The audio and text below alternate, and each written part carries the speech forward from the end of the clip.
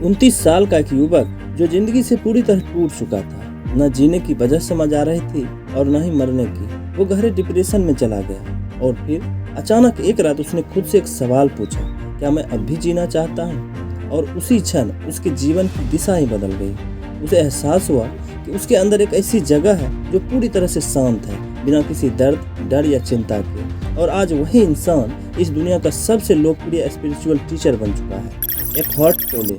इस वीडियो में हम उनकी आइकॉनिक किताब द पावर ऑफ नाउ की गहराई में उतरकर 7 महत्वपूर्ण पॉइंट्स के माध्यम से समझेंगे कि वर्तमान में जीने की ताकत कैसे हमारे मानसिक दुखों का अंत हो सकता है। तो चलिए किताब के पहले पॉइंट से शुरू करते हैं। You are not your mind, यानी कि आप अपने विचार नहीं हैं। एकहार्ट टोले कहते हैं कि हम अपने विचारों से इतना जुड़ जाते हैं, उसमें इतना खो जाते हैं, उसे ही अपनी पहचान मान लेते हैं। पास्ट में किसी एक छोटी सी फेलियर की वजह से अगर कोई सोचता है कि मैं बेकार हूँ, तो वो मान लेता है कि मैं सच में बेकार हूँ। लेकिन किताब के लेखक का मानना है कि आपके माइंड में जो विचार चल रहे होते हैं, आप उनसे अलग हैं। आप उन विचारों के दर्शक हैं, सिर्फ उसे माइंड में आते जाते हुए ऑब्जर्व करते हैं, देखते हैं। अब ये बात आपको अजीब लग सकती है, क्योंकि बरसों से आप यही मानते आए हैं कि व्यक्ति जैसा सोचता है वैसा ही होता है, लेकिन ये सच्चाई नहीं है। आप उन विचारों के दर्शक हैं, सिर्फ उसे माइंड में आते जाते हुए ऑब्जर्व करते हैं, देखते हैं। अब ये बात आपको अजीब लग सकती है, क्योंकि बरसों से आप यही मानते आए हैं कि व्यक्ति जैसा सोचता है वैसा ही होता है, लेकिन ये सच्चाई नहीं है। सोचिए, आप किसी रेलवे स्टेशन पर खड़े हैं। प्लेटफॉर्म पर कई ट्रेनें आ जा रही हैं, कुछ तेज गति से, कुछ धीरे, कुछ शोर मचाती हुई। हर ट्रेन एक विचार है जो आपके माइंड में चल रहा है। पर क्या आप उन सभी ट्रेनों पर बैठ जाते हैं? नहीं, आप उन्हें आते जाते हुए देखते हैं, जैसे एक दर्शक। जब आप आपके माइंड में चल रहे हर विचार के साथ वैसा ही व्यवहार करते हैं, बिना उसमें उलझे, तो आप अपने मन का ऑपरेटर नहीं, ऑब्जर्वर बन जाते हैं। जब आप अपने माइंड को ऑब्जर्व करते हैं, तो आप धीरे धीरे आपके माइंड में चल रहे विचारों से अलग होने लगते हैं और आप समझ जाते हैं कि थॉट्स आते हैं, चले जाते हैं, उसमें उलझना नहीं है। आपको पूरी तरह से रियलाइज हो जाता है कि आप अपने विचार नहीं हैं। इससे आपको एक अलग तरह की मानसिक शांति मिलती है और यही असली फ्रीडम है।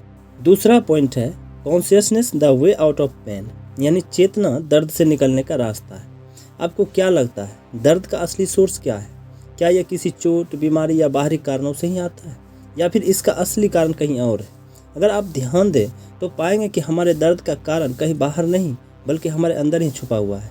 द पावर ऑफ नाउ के राइटर एकहार्ट टोले कहते हैं कि ज़्यादातर दर्द का सोर्स हमारा अपना माइंड, अपना मन ही होता है, जो पास्ट के किसी नकारात्मक विचारों, रिग्रेट्स, गिल्ट और फ्यूचर की चिंताओं को लगातार दोहराता रहता है और हम दर्द से जुड़ जाते हैं। लेकिन क्या हम इस दर्द से बाहर आ सकते हैं? इमोशनल पेन से निकलने का एक ही रास्ता है, कॉन्शियसनेस, यानी कि आत्म जागरूकता। इससे होगा क्या कि आप अपने प्रेजेंट मोमेंट में रहकर दर्द को पैदा करने वाले विचारों, निगेटिविटी, एंग्जाइटी, गिल्ट और चिंताओं को ऑब्जर्व करना शुरू कर देते हैं, बिना उस पर रिएक्ट किए, एक विटनेस की तरह। जब आप इस तरह से पेन और उसके सोर्सेस को ऑब्जर्व करने लगते हैं, तो धीरे धीरे दर्द का पकड़ आप पर से ढीला पड़ने लगता है और यही चेतना, यही अवेयरनेस हमें पेन के लूप से बाहर निकलने का रास्ता देती है। तीसरा पॉइंट है moving deeply into the now, यानी कि प्रेजेंट मोमेंट में गहराई से प्रवेश करें। कौन नहीं चाहता है उसे असली शांति मिले, पर क्या पास्ट और फ्यूचर के बीच जूझते रहने से ऐसा संभव है? हम में से ज़्यादातर लोगों को लगता है कि अगर मैं अपने सपने पूरा कर लूँगा तो मैं खुश हो जाऊँगा, और सपने पूरा हो जाने के बाद कुछ समय के लिए खुश भी हो जाते हैं, लेकिन फिर से वही खालीपन, क्योंकि हम खुशी को गलत जगह तलाश कर रहे हैं। सच्ची शांति और खुशी नाउ यानी कि प्रेजेंट मोमेंट में है, लेकिन मेन प्रॉब्लम यह है कि हमारा माइंड कभी हमें प्रेजेंट मोमेंट में रहने ही नहीं देता है। वो या तो पास्ट के किसी यादों में उलझा रहेगा या फ्यूचर के किसी चिंताओं में कि क्या होगा, कैसे होगा। ये दोनों चीज़ें, पास्ट और फ्यूचर, हमारे दिमाग का क्रिएशन है, जो हमसे हमारा आंतरिक शांति छीन लेता है। सच्चाई का सिर्फ एक ही जगह है, वो है अभी का ये पल। द पावर ऑफ नाउ के ऑथर का मानना है कि अगर आप अपने इनर पीस को ढूंढना चाहते हैं, तो आपको प्रेजेंट मोमेंट में डीपली इंटर करना ही होगा। लेकिन कैसे? इन 3 चीज़ों पर ध्यान देकर। पहली चीज़ है अपने थॉट्स को ऑब्जर्व करिए। जब भी आपका माइंड फ्यूचर या पास्ट की तरफ भागे, तो उसे रोकिए नहीं, बस ऑब्जर्व करिए। अब मैं क्या सोच रहा हूँ, ये सवाल पूछिए, इससे अवेयरनेस बढ़ेगी। इसका मतलब ये नहीं कि आप अपने गोल को भूल जाएं या फ्यूचर की प्लानिंग ही ना करें, इसका मतलब सिर्फ इतना है कि आप इस पल में पूरी तरह से मौजूद रहें। जब आप अपनी सांसों पर ध्यान देते हैं तो आपका माइंड ऑटोमेटिकली अब के पल में आ जाता है। तीसरी चीज़ है हर क्रिया में पूरी तरह से उपस्थित हो जाएं। चाहे चाय बनाना हो या टहलना हो या किसी से बात करनी हो, अपना पूरा ध्यान उसी काम पर लगाएं। ये छोटी छोटी चीज़ें आपको अब के पल में जोड़ने लगेगी। चौथा पॉइंट है mind strategies for avoiding the now. मन की चालें जो हमें वर्तमान से दूर रखती है। कैसे हमारा माइंड तरह तरह की योजना और बहाने बनाकर हमें प्रेजेंट मोमेंट से दूर करता है। मन हमेशा प्रॉब्लम ढूंढता है क्योंकि यही नेगेटिविटी की सर्वाइवल स्ट्रेटजी है। अगर सब कुछ ठीक ठाक हो तो माइंड बोर होने लगता है, इसीलिए वो या तो पश्चाताप क्रिएट करता है या चिंता। ऐसे में हमें अपने माइंड को समझना होगा कि ये कैसे काम करता है, नहीं तो माइंड आपके कंट्रोल में नहीं, आप माइंड के कंट्रोल में रहेंगे। पांचवा पॉइंट है द स्टेट ऑफ प्रेजेंस, उपस्थित रहने की अवस्था। क्या आपने कभी अपने जीवन को बहुत तेजी से बीतते हुए देखा है, जैसे हर दिन भाग रहा हो लेकिन आपके भीतर सब कुछ ठहरा हुआ हो? अगर ऐसा है तो शायद आप वर्तमान में नहीं हैं। स्टेट ऑफ प्रेजेंस का मतलब है पूरी तरह से उपस्थित होना, लेकिन ये कोई शारीरिक उपस्थिति नहीं है, बल्कि यह है अपने भीतर पूरी तरह से जागरूक होना, हर एक पल को पूरी संवेदनशीलता और मौन के साथ अनुभव करना। यह वही जगह है जहाँ सच्चा आनंद, शांति और आध्यात्मिक शक्ति का स्रोत छुपा है। छठा पॉइंट है इनलाइटेंड रिलेशनशिप, यानी कि प्रबुद्ध संबंध। प्रबुद्ध संबंध का मतलब है एक ऐसा रिलेशनशिप जो आत्म जागरूकता, वर्तमान पल और सच्चे प्रेम पर आधारित हो, न कि अहंकार, अपेक्षाओं और भावनात्मक जरूरतों पर। जहाँ दोनों लोग खुद के अंदर पूर्णता महसूस करते हैं और एक दूसरे के साथ पूरी अवेयरनेस के साथ वर्तमान क्षण में उपस्थित रहते हैं।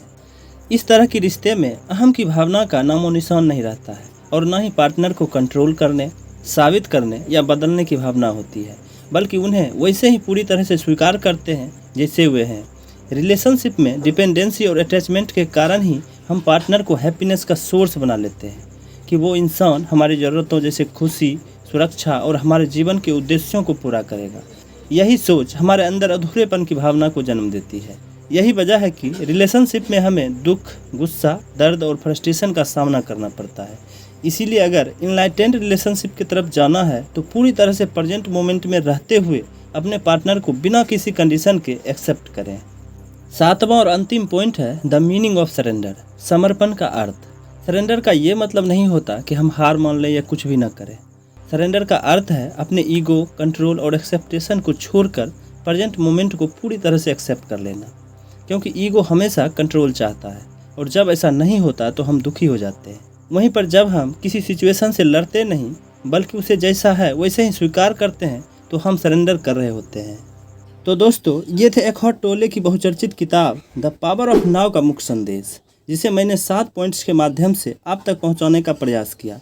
अगर आपको इस तरह की बुक समरीज, ज्ञानवर्धक लगते हैं और कुछ नया सीखने को मिलता है तो हमारे चैनल को सब्सक्राइब जरूर कर लीजिएगा। धन्यवाद।